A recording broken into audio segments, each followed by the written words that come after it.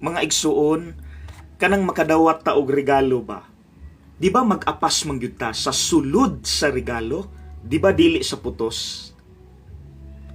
Kabaluta nga si John the Baptist putos ra gyud siya. Ug ang sulod sa maong putos, ang regalo mismo si Kristo.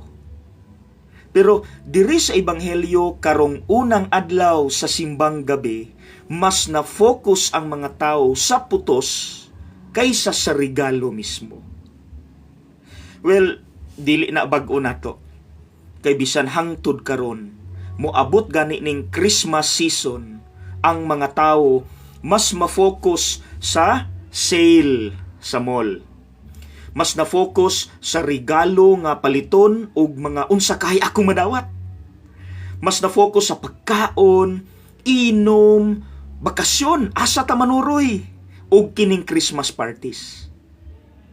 Pero mga igsuon niining tanan, nakapasalamat ka sa Dios nga gihatag si Kristo diha sa imong kinabuhi.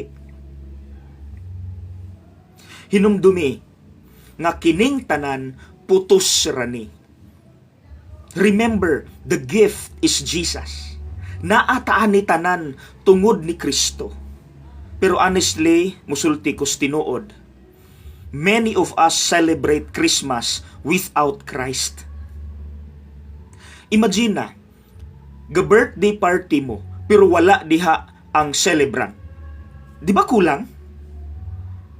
Again, honestly, akong nabantayan ha, daghan kaayong mga Christmas parties karon nga wala na gyud si Kristo.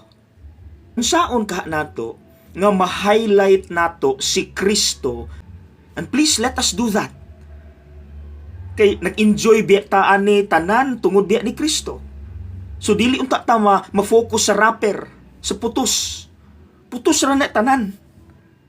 Focus unta ta sa silent night, holy night nga mao si Kristo.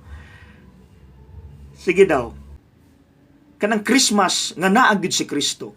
Thank God for giving us Jesus. God bless.